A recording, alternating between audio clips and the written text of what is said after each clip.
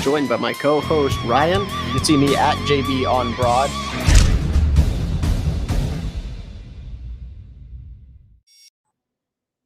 Welcome on into our live edition, take two tonight of Coach's Corner. Sorry about being a little late, but we are here now. We are live once again, from the Wild Hair Beer Company in Spring Hill, Tennessee, with your hosts Ryan Watson, Jonathan Bourne. Come on down and see us sometime. Darren and Chris will take care of all of your beer needs.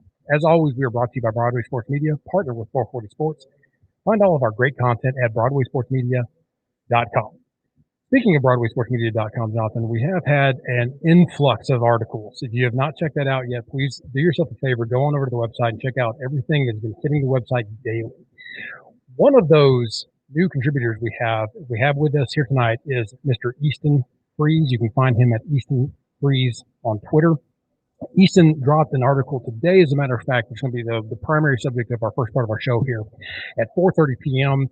And I read through it, man. It was so good. Easton, welcome to the show tonight. Hey, thanks for having me. No problem, man. And I guess I should say I've said it in chats before, but welcome to Broadway. Thank you very much. I'm very, very excited to be with you guys, and I've been following since the site started up last year, so I'm excited to be a part of it. Yeah, we're excited to have you now. And I know that there's been a lot of warm welcome and a lot of compliments online about filling Mike's shoes. I don't know if anybody can fill Mike's shoes. That's not an article comment or a talent content. That's a very large man. He's just got very large feet and large shoes to fill. So it's not a very large man. It's going to be a challenge. I guess I'm just going to start working out a ton. Yeah, he's what is he, 7'8"? I don't know. He's tall and he's going to be missed. But Mike, he did some great stuff. You're doing some great stuff already. And what I'd like to talk about a little bit is you were actually able to make it out to the live practice the other night on Monday night. I'm not sure when people are going to be checking this out live or on the podcast, but just not to confuse anybody. The live practice here recently at Nissan for the Titans. How was that? Was that kind of cool to be around fans again for a live sporting event? Man, it really was. It was really an interesting atmosphere because you're so used to being in Nissan Stadium with a ton of fans, and you walk in yesterday and it is really kind of an intimate thing. I mean, intimate with 7,000 of my closest friends, right? But right. We're all in the lower bowl and up against the gate, and so with a ton of fans, and you walk in yesterday and it is really kind of an intimate thing. I mean, intimate with 7,000 of my closest friends, right? But right. We're all in the lower bowl and up against the gate, and so with a ton of fans, and you walk in yesterday and you're playing somewhere. Really kind of an intimate thing. I mean, intimate with 7,000. Yeah, sorry about that. We apparently the feed here on the screen, so we can see the chat was playing what you're. So pick us up right where you just left. I really liked what you were saying right there. So I wanted to hear it about 4 different times if that was possible. Yeah, I was like, it sounded just like me saying the same thing back to me. I got really confused for a moment, but I was like, goodness, Easton's caught in a loop here. Live shows, yay! All right, sorry about that. Go ahead, pick up where you were. I'm sorry about that. Yes, it was a really cool experience. The best part about it was just being able to be so close to the action, right? I mean, with so few people, everybody kind of got a spot in the first couple rows, spread out around the lower bowl. The team handled the practice different than I hear these live practices or open practices have gone in the past. In the past, apparently, it's been kind of more of a show thing for the fans, not really been much in terms of actual substance for the players on the field.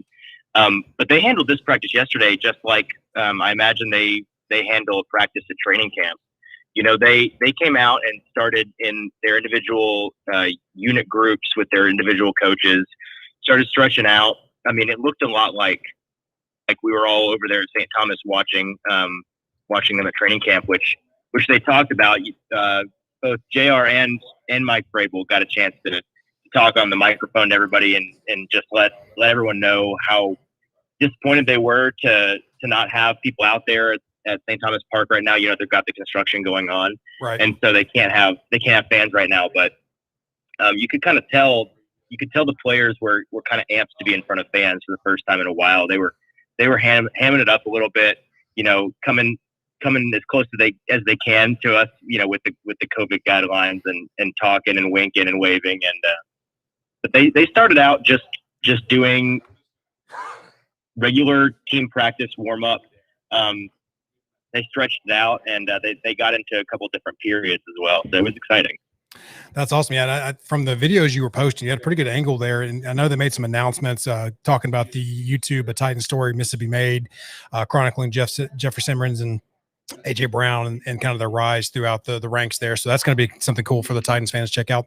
But yeah, we got a comment here. This is the field looked great. Players looked pumped. I mean, I can't imagine that it would have been a better environment. It sucks that you weren't over St. Thomas Park, but having that kind of electric, did you kind of get the feeling from the players? They really fed into that, like kind of like having fans for a game, how that rises their ability and their play. Oh yeah. Yeah. It was really cool. They came out and at first it was kind of like getting to know somebody for the first time. They came out and a lot of them, especially the newer guys, didn't seem to really know how to handle being in front of kind of a weird setting. Usually they're on their own or they're in front of thousands of people. To be in front of a couple people, they've not had that experience this offseason so far. And so at first it was kind of them just doing their job, kind of like an exhibition where we're just watching through the glass. But as the night went on, they started to really interact more, get loose. A lot of kids there yelling out AJ, and Julio came in, and everybody really lost their minds. Julio walked out about midway through the practice, and he was just an advisor and wearing his jersey and street clothes otherwise, but he was just there hanging out with Eric and AJ on the sideline, just being part of the team, and his face on the jumbotron when he walked out, everybody kind of lit up, and there was a big roar amongst the crowd, and so it was an exciting night. The players, you can tell the way that the fans were acting just in the concourses and the stands. There's an excitement for this team this year that is different. There's a lot of star power on this team. There's a lot of known quantities on this team. I think in the past, a lot of the Titans lead up to a season has been hope driven, right. Even on paper sounds decent. Things that, different pieces that they think was better. But, for the first time in a long time, there's a lot about this team that is a known quantity. So, Easton, we're having a little bit of a connection issue. So, hopefully, no sorts of connection issues with Tannehill and some of the receivers. I saw some reports about some big plays that were out there, and I know a lot of times that you have these practices with fans in the stands. There's the team can sometimes go out of their way to create some fanfare, create some excitement, rather than practicing your interior run plays, which very practical on a football field, not as fun for fans at a practice to watch. Did you see any of that out there? Anything exciting that maybe the Titans went out of their way to put onto the fans? Yeah, I mean, I think the play calling was probably a little bit gratuitous, right? They did run some running plays, but they weren't in full pads or anything. They were just wearing helmets, and so there was a lot of deep shots taken, probably more than you see in typical drives. But other than that, at the end of the night, the players had signed about 500 miniature footballs. Because of COVID protocols, they're not able to come over and do signings and like meet and greets and shake hands and stuff. They're supposed to keep their distance from the fans, and so they signed all these foam footballs. And at the end, a bunch of the players ran out to the buckets and grabbed the footballs and threw them out. And so, other than that, and a couple of different media things from Miss Amy talking on the jumbotron, and then JR and Mike taking the mic and talking with Mike Keith on the sideline, talking to the fans, addressing the fans. There was a little bit of fanfare going on, but it really was, and I think they really were trying to mix that fanfare with the experience of getting to come to training camp because of that being missing from the fan base this year because of the construction. I think they were kind of trying to merge the two because there really was some serious football practice going on. Yeah, and one of the things that I saw, and obviously you're talking about throwing the footballs in the fans. I liked Roger Saffold going and picking up a ball and taking it over to a little girl in the stands and coming back screaming, I'm vaccinated. I'm vaccinated. Those kind of interactions that you haven't been able to see in a long time. But I mentioned it earlier. You had kind of a cool angle there for, my heart and soul for football. And that was the interior line, offensive line specifically looked like was working right there in the corner where you were. And you got some great angles of some drills. I think you posted Bud Dupree going kind of on air. I call it on air because you've got two guys that are coming back off knee injuries going against each other, but they both look pretty snappy in their setup. But it wasn't a whole lot of contact and everything. But how was that experience being that close to those large individuals and watching those drills and their interior stuff? Well, it's always wild, being up close and personal with such just massive human beings. But the offensive line group was in that corner where I was standing pretty much the majority of the evening until we got to team period. And eventually the pass rush group came over and started doing drills together, which is that video you're referring to. It's in that video. Bud gets off a little bit late and Taylor gets off a little bit early. So it's not exactly the best form, I would say, of the two of them. They're probably not as proud of that rep as maybe they wish they could be, but getting to see them was interesting. Getting to see how the line was working. There were two of the starters there last night.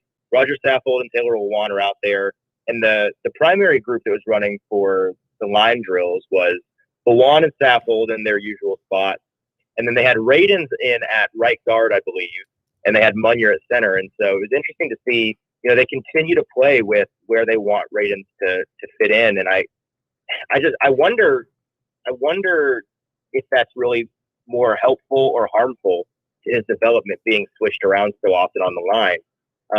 I'm not entirely sure if the team knows where they want him exactly because they keep moving him so much. But getting to see those guys was great, and getting to see Big Jeff and Bud, you can just tell by the way that they carry themselves. Jeffrey Simmons and Bud Dupree, and Bud, just being new to the team, has already really established a rapport with that group. With those pass rushers, the way that the two of them carry themselves, they are the leaders of that group, and the leadership is really palpable from the two of them.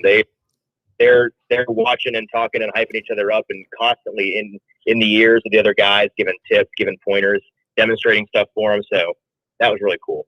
So speaking of hyping things up, I'm going to give you your moment here. Obviously, you're new. We've had some changes at Broadway. So moment of truth here. Hype yourself up is why you're better than Mike Miracles. Spicy. Well, I think the biggest thing I have going for me is I'm still here, right? And so the fact that I'm here, Mike is fantastic. Mike's actually the reason that I got in with Broadway Sports in the first place. I'm certainly not the Adonis of a giant that he is.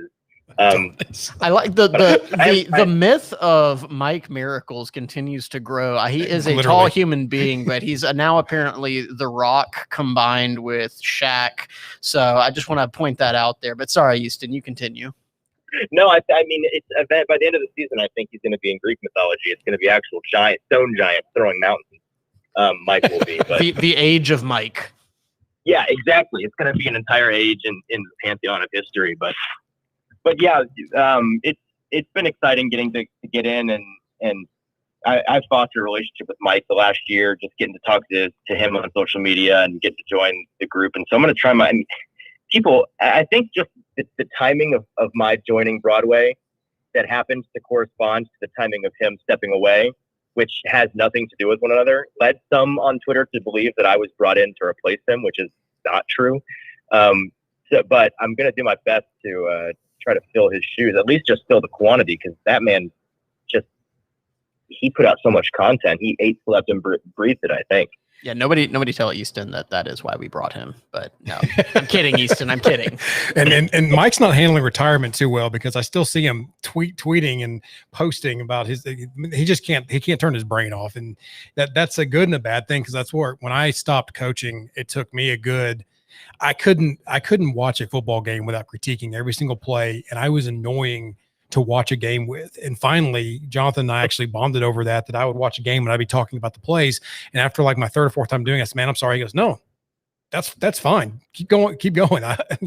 So we like talking about that kind of stuff, but it took me a while to withdraw from that and kind of exit that. So take Mike a little bit to get used to this, but he's doing it for the right reasons. Family always comes first, no matter what you are in life. And absolutely, we are going to miss him around here, but like you said, we're filling the gap admirably. And those first 2 articles you've done, put out, the risers and fallers from week 1. Of course, this one, your live takes from practice, just shows your commitment and what kind of stuff you're going to be putting out. So kudos there, and we'll look forward to a whole lot more.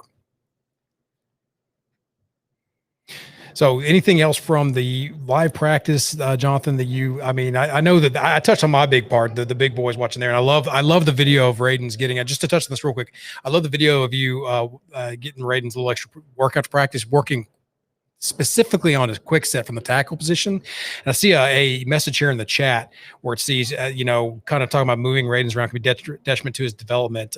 Help me out with the name there about who the comment is there, John. That's from Chris Flint on Facebook. Thank you, Chris. So I'm worried about that too, but I think, in my opinion, I've watched the film on him from college and what little he had from his last year due to the COVID shortened season. But he really works well in a zone type scheme, and he's a very fluid athlete at offensive line. I think, in my opinion, that plays anywhere. I think that he could be a backup to multiple positions on the line. So I don't think it's necessarily a bad thing that they're getting him snaps at guard. I love that you caught him working on knowing what he's trying to take over and seeing the clearest path for him is that starting right tackle, not the backup to guard, because unless unfortunate things happen, Nate Davis has got that locked down. Well, the other thing I'd add to that, and Easton, I know you're still with us here. We'll come back and get your thoughts on this here in just a second. But whenever you're teaching zone blocking at, just a remedial level, I mean, the rules are pretty simple, and they don't change at all depending on where you're playing with the basic rules. And that is, if you got a guy lined up, head up, covered, uncovered, block your guy. If you don't, help play side. And it's as simple as that. Now, obviously, it gets a whole lot more complicated because this is a heavy zone scheme. I don't think that will hurt him moving around quite as much as it would in maybe some other schemes. Now, obviously, you want to find a home eventually, right? But if they, I think what you're seeing is they know he's going to need some time to develop, and where can he contribute? He can be that swing guy. You kind of saw that with Dennis Kelly early on in his career until he kind of settled in. So I think that's where he can find a home and still contribute, because somebody's going to get banged up, whether it be short-term or long-term this season. And if he's the most capable guy of stepping into that role, because remember, Aaron Brewer right now is injured. And that's a guy that we're going to count on to be some depth on the interior O-line as well. All three probably. Yep. Easton, any thoughts on that? Yeah, like I said earlier, I hope they have some vision for where they want him to play. Like you guys said, when they drafted him, you imagined that they would be having him take over at tackle, obviously. And Nate Davis shouldn't have a problem continuing to hold his spot down with the way that he's kind of broken out in the past year.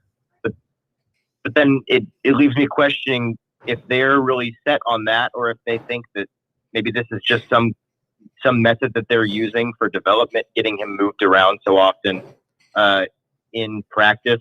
But I do wonder if moving him so often, it feels like every other time we see him working, he's working in a different position. So I wonder if that's helping or hindering him.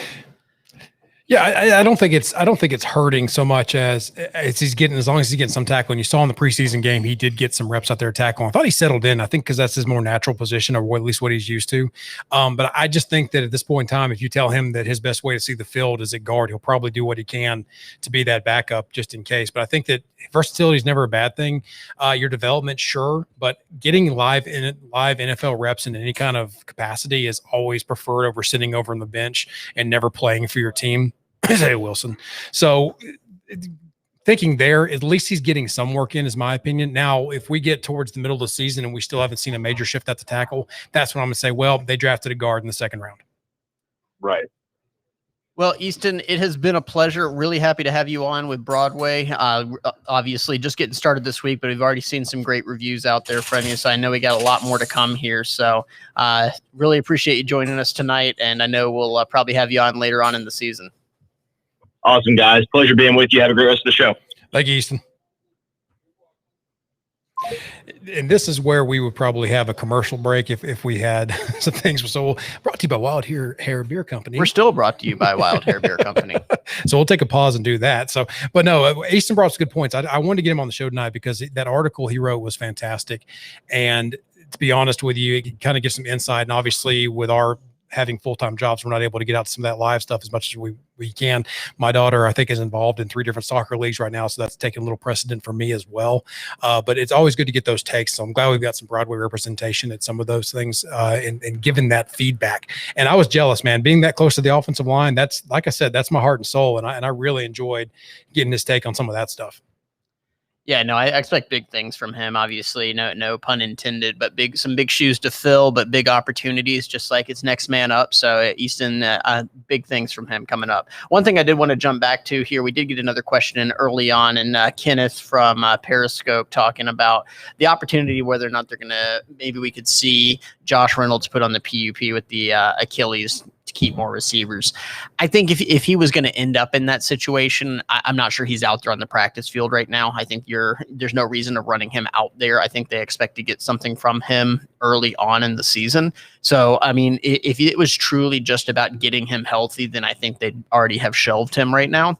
So is it possible? Sure. Does he continue to have setbacks? Are they trying to get through, a week, see how it is? And if it just continues to be a hindrance, then maybe you could see something where he gets put on the shelf for a little bit. But I still have to believe that that's somebody that they're expecting some big things out of early on. Yeah. I mean, like you mentioned the other day, kind of in one of our personal chats, is that you think that the idea was they had Julio in mind quite a bit. If not Julio, something along those lines. They probably had some contingency plans. So Josh Reynolds was probably always going to be targeted a number 3 or something in that kind of role in this offense, or at the very least someone that could help split out wide in certain sets, like they like to move receivers around.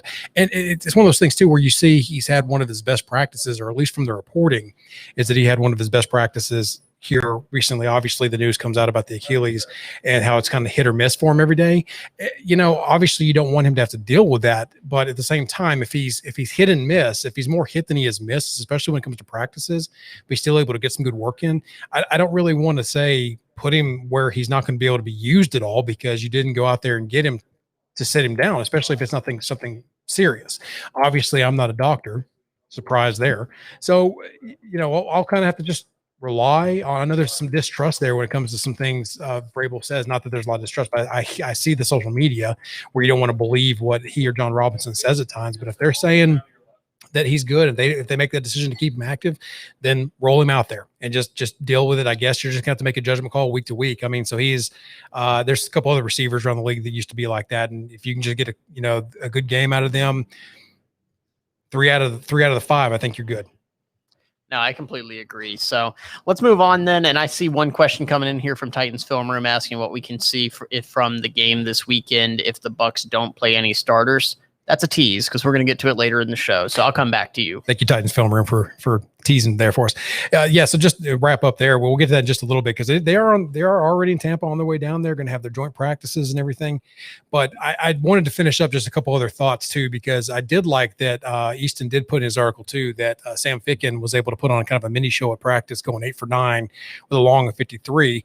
When Tucker McCann went down in the first preseason game, I went, well, crap, he was really doing well. But then of course Ficken hits all his as well. So maybe the kicking woes are over for the Titans. Doubt it. I know it's just preseason. I'm being very hopeful though, but at the very least, you don't want the guy who is literally nailing every kick to be hurt. So good response there for Ficken though, that maybe just a next man up mentality in that maybe they'll put Tucker on IR again and have that whole debacle go. But there was a game. Let's talk about it. Yeah. We watched it together too. It was good to see the Titans back playing, even if it was a preseason. I know week 1, blah, blah, blah, blah. You had an interesting comment, though, at the very start. No starters on offense that you know of, and almost every starter on defense to start the game at least. What would you take on that? I mean, I think that's something that you're hoping there's some awareness. One, there's a whole lot more turnover on the defensive side, and that's a unit, especially from the defensive backs and in pass coverage, even starting from the linebackers and moving backwards. You got to be cohesive as a unit. You got to get some reps together. I mean, obviously you're plugging in Julio on offense, and yes, that is a big add, but from the overall change in things, I think especially we'll talk about what we saw on offense, you didn't see a ton of change. So when I see that the starters are out there on defense, I think it's more about getting those reps together than anything else. Because, hey, I'll keep saying it until it's proven not true. The defense was dreadful last year. Yes. I mean, like you were famous saying, if they just have a competent defense or just a bad defense, they're in the Super Bowl. Yep. So getting the starters some reps early and getting them as a cohesive unit, at least the ones that are going to be rotating in mainly, is not a bad thing. Offense, I think you're still trying to figure out. We had all that stuff come out about the depth chart and all this. The starters, for the most part, are figured out. They're going to roll with who they're going to roll with, injuries pending, of course. So it's good to see some of those guys that you're trying to make decisions on for some of those roles and everything like that. And there was some good performance on offense, I thought. I think that there was a lot of questions. People were saying that Logan Woodside clearly isn't a backup. Can't think of a better backup. I'm telling you right now, I thought he played, especially considering the offensive line that was in front of him for the most part of the game. I thought he played very admirably, made some great throws, was mobile a little bit. He ran himself into a sack. I can't really blame Radens for that one, but he did kind of let the block out a little bit. But I thought Logan Woodside was fairly good. I think when you're talking about a backup, you don't need an all-pro there. You see someone that can come in and not lose you a game. I've always thought the Logan would definitely lose you a game. This was the first time I think I came away from any kind of organized football with Logan Woodside thinking, you know what? He may be able to string a couple series together if he needs to. Well, that's the thing. You don't want him to lose you the game. It's not that he can go out there and win it for you, but I think he's going to protect the football. And in this scheme, you don't necessarily need a quarterback to go out and win the game for you. So I think that's what Logan Woodside, he's going to play within himself. He's going to play within the scheme. He's going to take what the defense gives him. And I think that's where he can actually be an asset to you over somebody else look, if you go down, every single coach does it. If you lose your starting quarterback, and this is not a bad thing, this is not a knock. It's just facts. Every coach is going to get conservative. You're going to get into a situation where you go in to run the football and other players are going to have to step up and make plays. So you can hear the coach speak coming out in the post game or even pre-game if you know that you're going to be missing your coach speak. Yeah, absolutely. So, I mean, in that situation, look, is Logan Woodside a, top 5 backup? Is he a potential starting quarterback? No, he's not.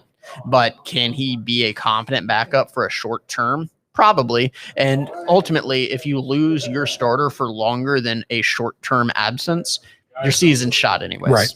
And that's the thing is that do you really want to go with someone else who, the backups are the backups because they can't find a job in the NFL. There's can be some other situations where backups aren't getting jobs for whatever reason or other, but for the most part, it's because they can't beat out a starter anywhere else. So you really expect them to come in here and be in otherworldly.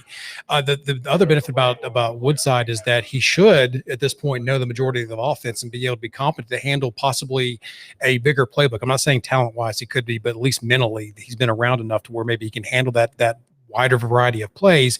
And that way you're not as vanilla sending him in there against a starting defense for an opposing NFL team. So there's something to be said there about that as well. So when we're talking about coming in and replacing him with all this, the danger there is you can get somebody out there who maybe worked a similar system, but they didn't work this system.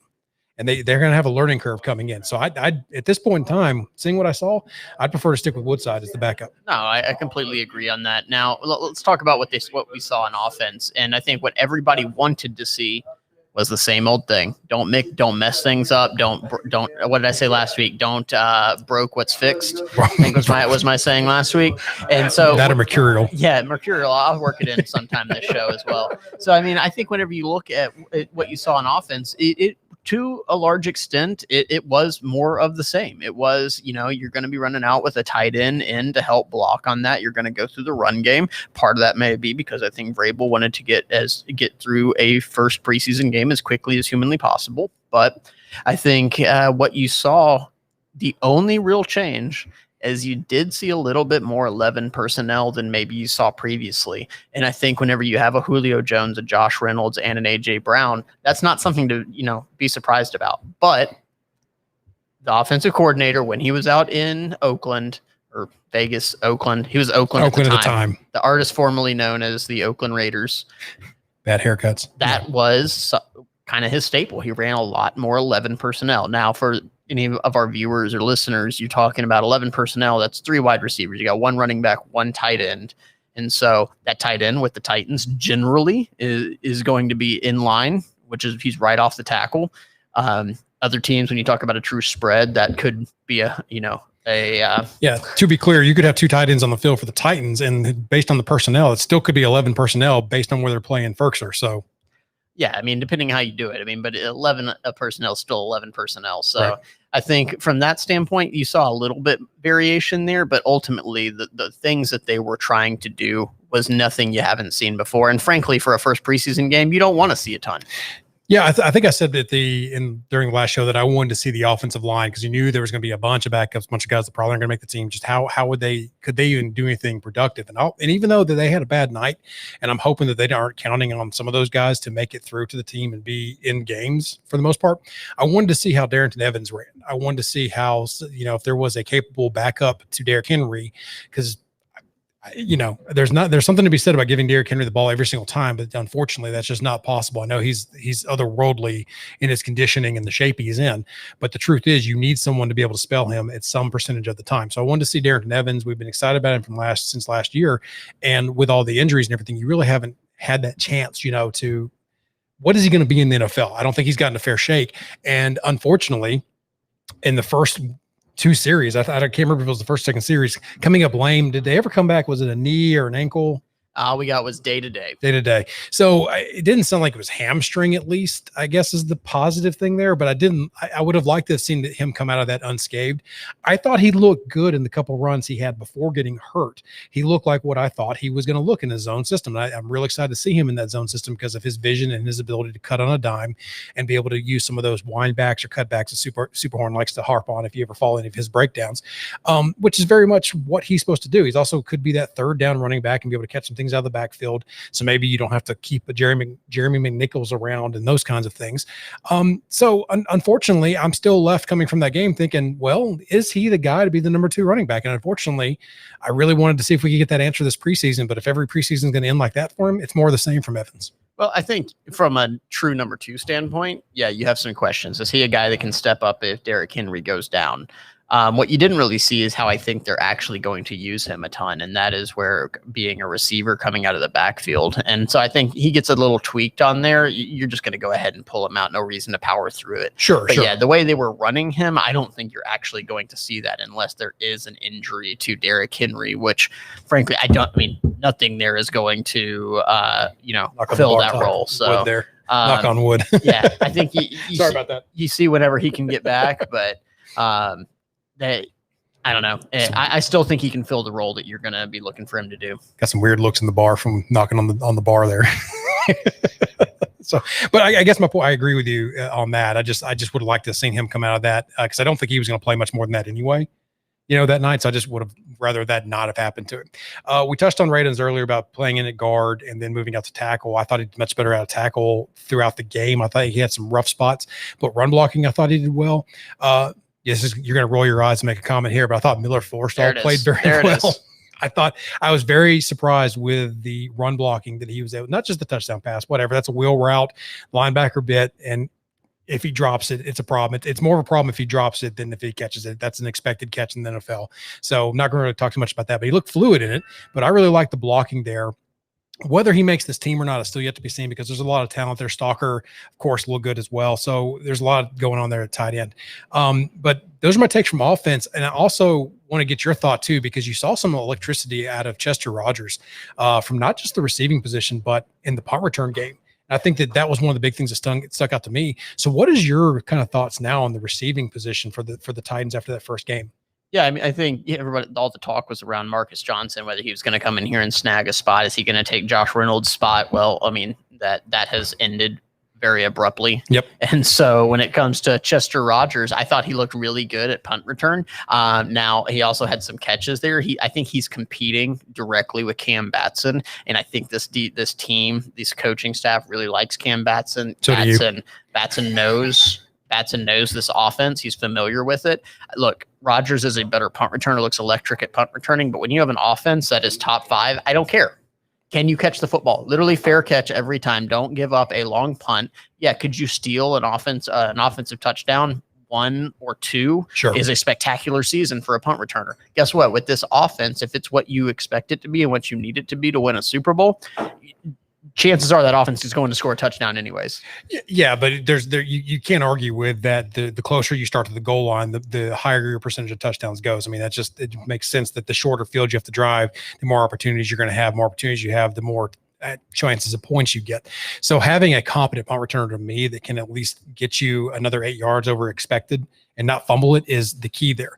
And I think my point with them is you're watching some of these lower receiver battles and you have a guy that you watch and you go, wow, he could bring something a little extra to that punt return. Maybe it's not a whole lot of touchdowns, but maybe he nets an average of getting us 8 to 12 yards of field position or whatever the analytics. Yeah, if everything else is created equal, then sure, I'll take the better punt returner. If we're just talking punt returns, but when you're talking about roster assembly and what Cam Batson has in what he has brought to this team, I'm not sure that it's enough to beat him out. Now, I do think he's the closest one in that battle at this point. Can he do that? What I haven't seen, they were running him primarily out of the slot. You saw Batson playing outside. He can play all of those positions. So again, when you talk about those guys at the lower end of the roster, they got to be able to do more than one thing. Yeah, and I guess that was my only point is he's not hurting himself by proving he can do more than one thing. And then maybe when they come down to some decisions on whether they're going to keep some drafted guys or not, or however that's going to work out, that he can make some decisions at least hard, I guess is all I was trying to go there with that.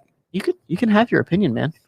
We can disagree with it. I like having a good bum returner. Give me shorter fields. I love it. It's more impressive when I'm right if you're wrong. All right, Zach. Anyway, so the rookie receivers, though, are a problem, are a concern because they just didn't show up and kind of carry over some of those practices. We're not at all the practices, obviously, so who knows what they really look like. But the rave reviews that Racing McGrath was getting early, Desiree Patrick not really getting interviews, going through some drops. But then again, you hear people saying, don't believe everything you hear. But again, when they don't really play much in a preseason game like that, it's kind of tough to say that, well, yeah, I guess they are doing well when you don't see the product and when it comes out on the field. I mean, people saying don't believe everything you hear. I mean, if I'm hearing it from the head coach, then I think I can believe it. And when the head coach is saying he needs to see a lot more for a 4th round pick that you traded up for to make the roster, I think it's valid concerns at this point. It's a guy that has to step up and look, he's getting beat out by another rookie that was taken 2 rounds after him right now in Racing McMath, a guy that does more. Again, when you talk about assembling a roster, can be that gunner on special teams.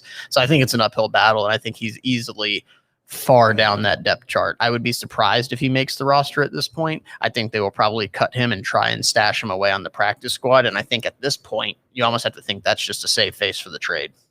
Yeah, potentially. And just see if you can maybe develop him over some time. So lots more there. We didn't even touch on the defense much. Let's get into that just a second before we move on. I know we're kind of running long here, but offensive line and offensive stuff is kind of where my heart is. No, defense is more apparently your side. Apparently practices is where your heart is. I just love football, sue me, but on the defensive side, you did see a lot of spark, a lot of good things. The one that stuck out to me, and I tweeted it on during the game, was Weaver. Man, he just really popped, made a lot of plays. He wasn't rated, if you believe in the ratings, all that good stuff. He wasn't rated as highly as maybe I thought he should have. I thought he had some good fits. He was really pressuring off the edge. And I know I can already see a comment coming in or someone saying, well, he's doing it against lower level competition. Well, you know what? If he's not going to pop, like I said that last week about should you get excited about Marcus Johnson against 3rd stringers, 4th stringers? If you're not going to pop there, then I don't have much faith you're going to pop against the starters. And he popped so well that I think you can insert him right now as the number 3 edge type position, or however you want to work that out, and he can make a difference on Sundays. Like everyone talks about, he's popping against these 3rd stringers, and I think that is more true for veterans, guys that have been in the NFL, guys that stand out, because it's even these 3rd stringers in the NFL, they're better than college competition. I mean, for the most part, I mean, you go against some loaded teams in college, maybe not, but for the most part, those are still grown adults that you're playing against.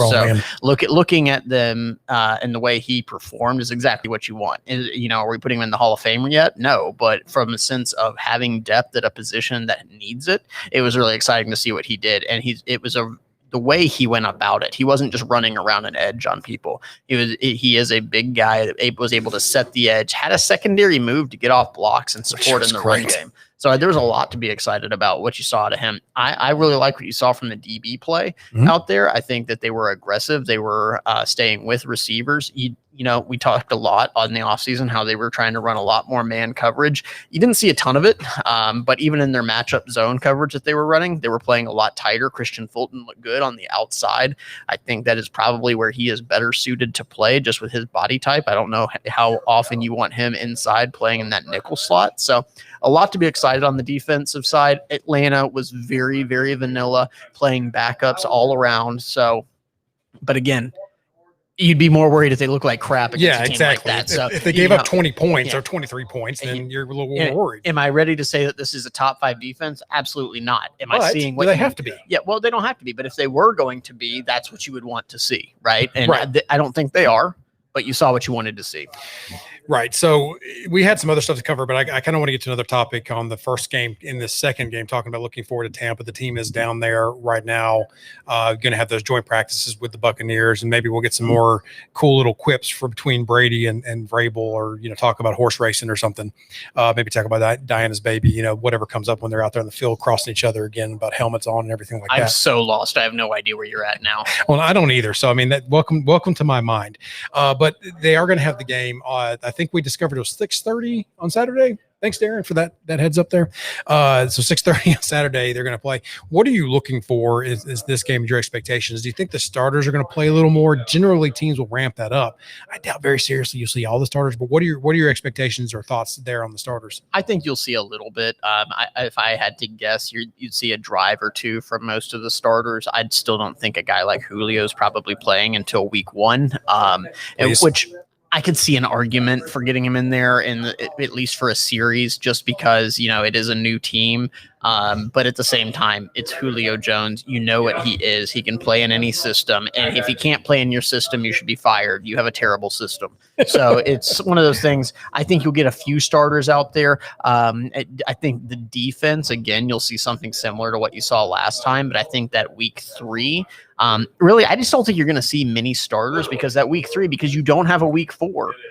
This is the closest you're going to get to a dress rehearsal, because no coach in a 17-game season is going to play all the starters very long in week 3, because that's your last week until your bye week. So if you're going to see starters in the preseason, this is the week you're going to see them. Yeah, and honestly, like with Taylor Lewan, I don't need to see him in a game. I know what Taylor can do. Yeah, I know he's coming back from knee injury, so he need to get up to game speed.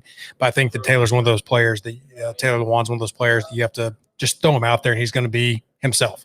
He looks like he's back and fit, but I don't need him in a preseason game showing me that, those kind of things. Same thing with Julio. I know what he can do. For that point, I don't want to see AJ Brown out there. You've got enough going on trying to decide what you're going to do with his receiver position battles. Let those guys fight it out. Let some of those 3rd, 4th, 5th, 6th, 7th, whatever string go through and see what they have to offer, so you can make your final decisions. With the rest of the offensive line, you just want to see some guys get maybe a few reps, but go back to trying to figure out who your depth is past some of those guys you can count on. Defensively, like you made a great point earlier. I meant to point this out, but it's so much of more of a fluid interaction with players coming on and off, depending on your sets and everything. I don't mind the starters playing a little more there and getting some more experience. But one thing I wanted to get your opinion on back on the defense is the inside linebacker rotation and what you saw out of that linebacker group and what you're hoping to see out of this game. Yeah, I mean, you saw Evans trotted out there and, with the first string last week. I think if they really want to send a message, who is your starting inside linebackers this week against Tampa? I think that Evans is good at certain things. Mm-hmm. I think from an overall versatility in today's NFL, I think he is extremely limited. And so I think the coaches have to adjust. And I think you're going to see more playing time from a guy like David Long. Is he going to make some mistakes? Sure. But man, he pops on film. When you talk about the aggression that Rashaan Evans gets a ton of credit for having, Long shows it a ton more when he's not at the goal line. And I said it last week. Yes, Rashaan Evans is great at the goal line. Guess what? You're not at the goal line as much if Rashaan Evans is not playing inside linebacker for you. And that is the facts right now. And so ultimately you have to make an adjustment. And with the speed of the NFL, I think David Long and ultimately maybe Monty Rice gives you more in that position than what we have seen out of Rashaan Evans to this point.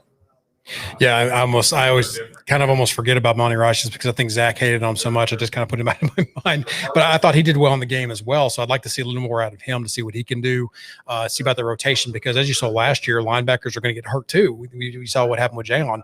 You got to kind of know what some of your rotational pieces are there. And I want to see them get a little more in this preseason than, say, your starters. And maybe send that message to Rashawn. I mean, he had a bad year. There's no skirting that.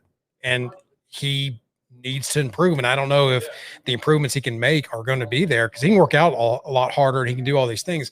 I just think that there's some physical limitations to his game. He is great straight ahead when he knows what's happening. He can diagnose it right away and he can get downhill. He's one of the best in the game to get downhill and do that, especially in a 10-yard kind of scenario.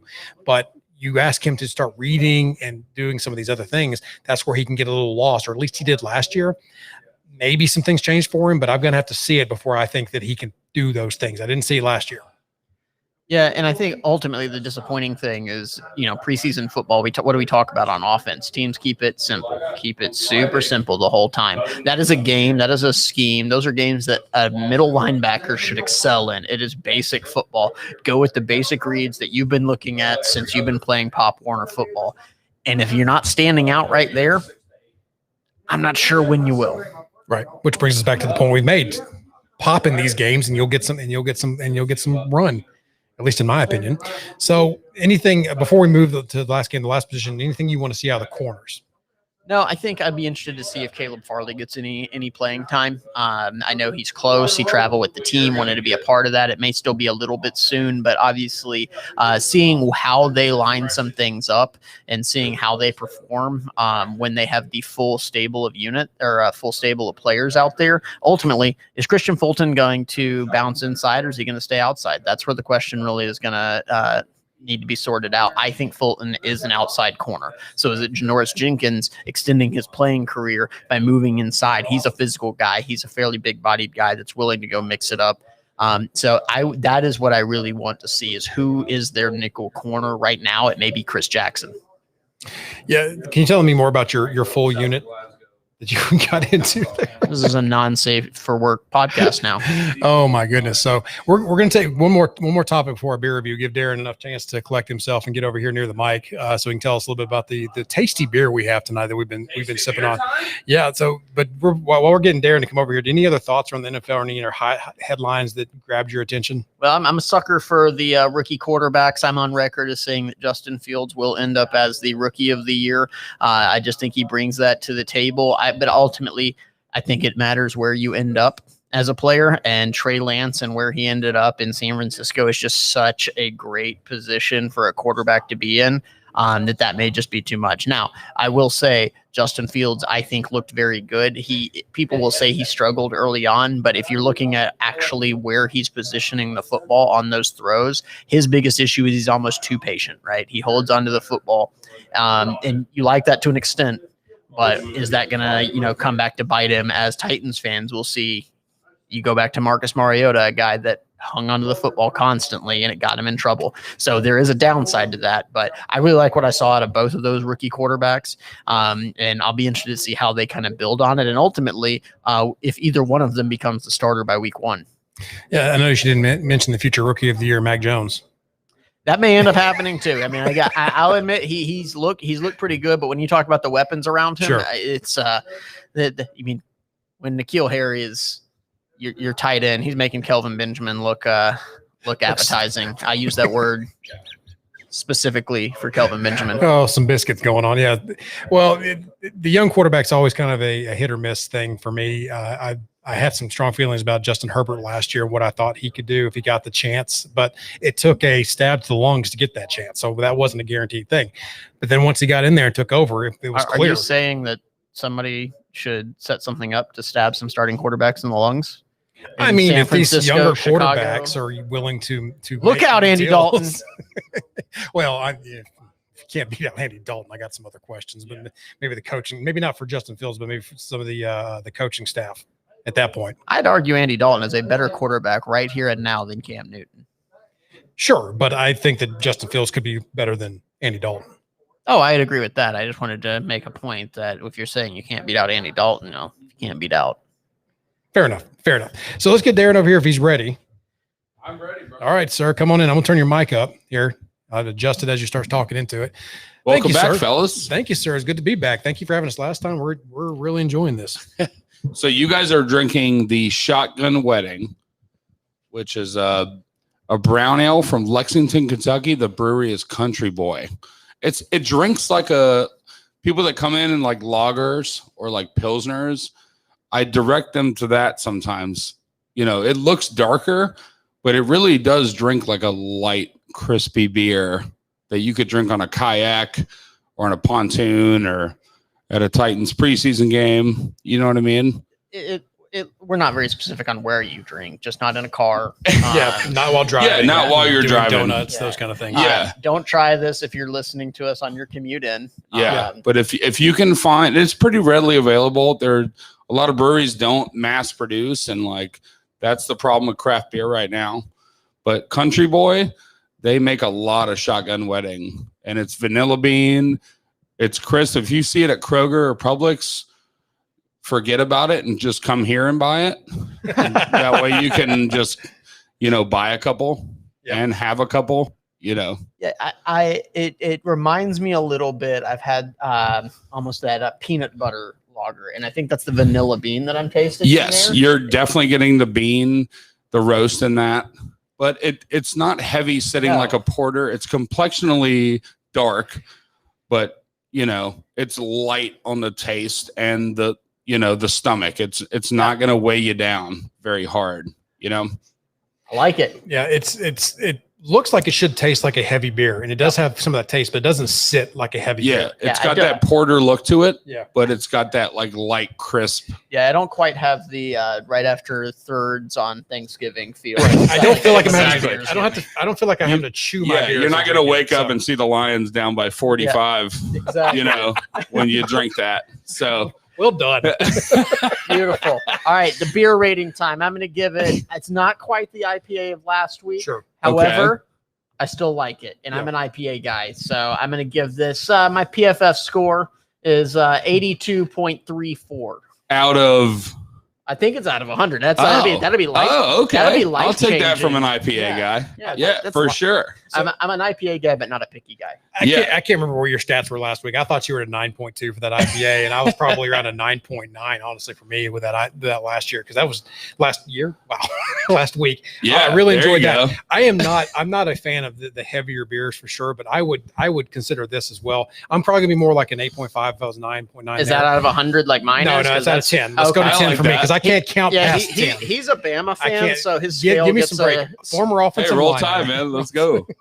So, Julio. But I do enjoy this. I mean, I haven't had a bad beer yet here, so you get a little lesson from it too if you come in and it tell you all about the beer and how it's supposed to taste and what you're supposed to be tasting. So you gotta like that. All right, thanks guys. Tighten up. Thanks, Tighten Darren. up. Thank you, sir. 1-0. We're undefeated. Let's go. It's preseason, calm down. I'm kidding.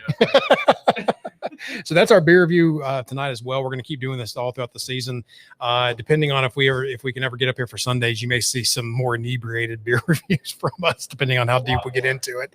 So for sure. But that's going to close us out for us tonight. This has been the Coach's Corner. Hold on. Okay. Hold on. I'm sorry. Jason York on YouTube. Cheers to you as well, sir.